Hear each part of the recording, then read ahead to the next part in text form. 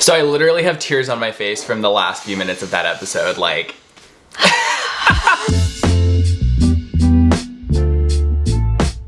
Hi, welcome to our review of the 4th episode of Shadow and Bone.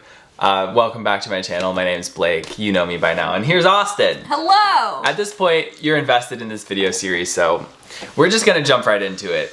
The end of this episode was pain. It was so good. I haven't been crushed.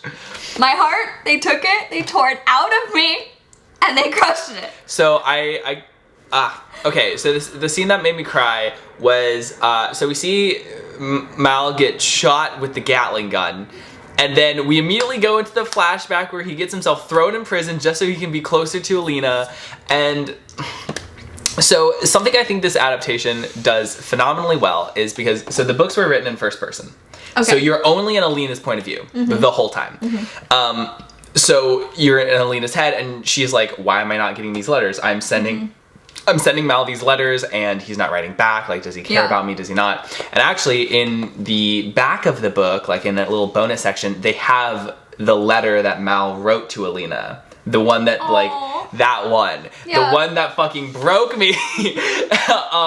And so I'm actually glad they interwove it and we got to see Mal's perspective because I think that was a really strong point of the episode. Yeah, oh my god, like so just crushing. It's so interesting though because they're both writing letters that are getting unanswered, but they have very different reactions to it because, you know, Alina, she does get in her head about it of like, oh, he must not actually care about me as much as I thought he did, and she starts hyper analyzing like every single action he's ever had of like, oh, maybe I'm wrong and he doesn't like me at all. Whereas, which kind of does make sense given the environment that she's in, because she's like surrounded by people who are really trying to make her become something else and something new and forget about the old her. So I do understand that pressure and how that's like affecting her perception of it. And then for Mal, on the other hand, he doesn't have that situation at all. I mean, but like for him, you would think that he'd be like, oh, she's gone off to live a new life and now she's forgotten about me, because that is kind of the sentiment, is like everyone's like, she's different now. But instead his love for her just grows stronger. It's almost like he understands that like, okay, she must not be getting it, or she must not be able to respond, you know, as if like maybe she's a prisoner in a way or something. Like there's just some sort of logic there where he's okay with it. He's just so confident in his love for her, and it's amazing. This is why I'm a Malina stan, and I will forever be a Malina stan. On the other side of the coin, we did get a scene. Yes. With Alina and the Darkling. Yeah. And how do we feel about that?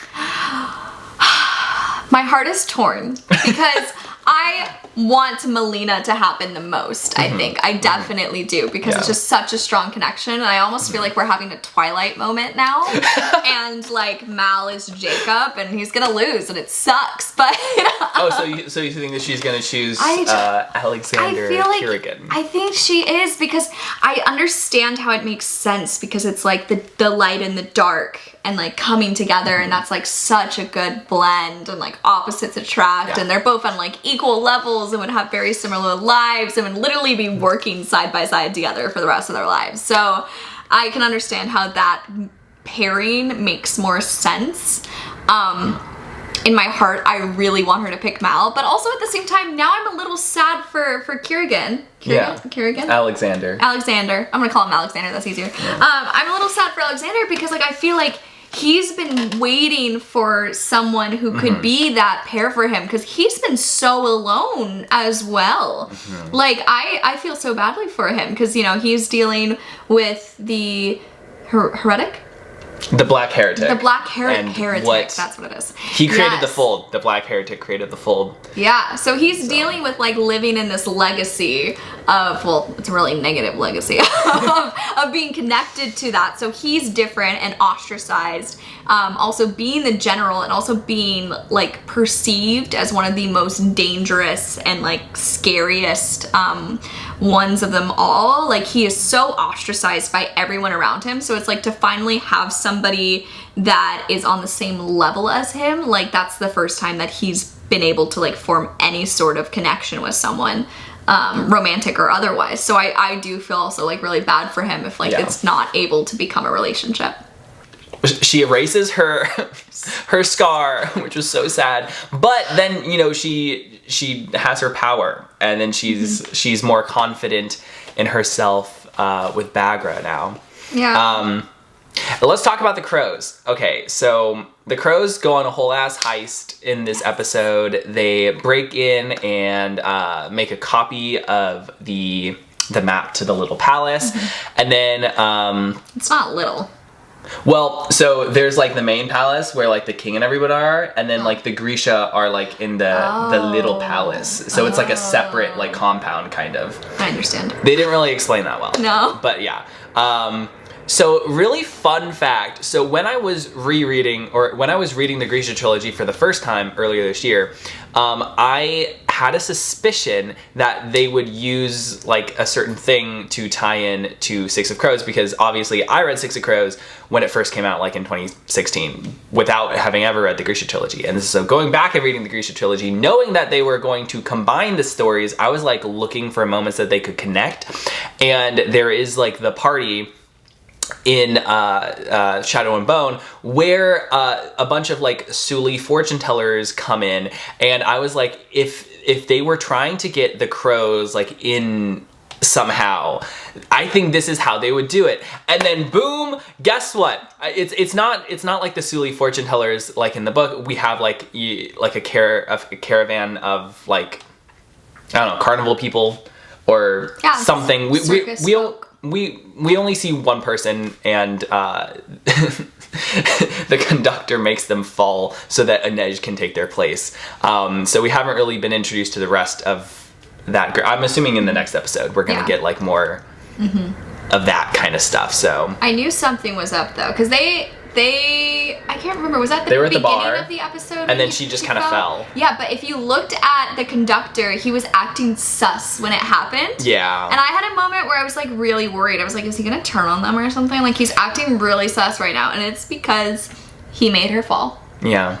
By pouring like alcohol onto the rope. It was weird. She could have died. That's like so messed up. I mean, I guess like if anyone's gonna kill anyone, it's gonna be one of the crows. And then we have our third plot line with Nina. So we get more of her interacting with Matthias, who is like kind of holding her on the ship. And we also get a brief moment where Alexander talks to Theodor. I think that's how his name is. But one of the Heartrenders, and basically tells him that he needs to go find Nina. So it seems like the overall plot is kind of trying to connect more to like Nina to make it feel less like it's way over here, not like useful. They're like trying to rein it in. And I like the scenes with Nina and Matthias. I think we had to turn on subtitles to be able to understand them because the storm noises were too loud. So loud. But yeah, I think Matthias is gonna save her. Yeah, there was that like little moment in this episode where he started questioning because his commander, captain, whatever you want to call him, he basically, you know, when he told them like to kill them all if they start to go under because he didn't want to get them released. And Matthias like questioned it a little bit because he was like, aren't they supposed to stand trial? So I feel like he would rather let them go than kill them without knowing that they're guilty.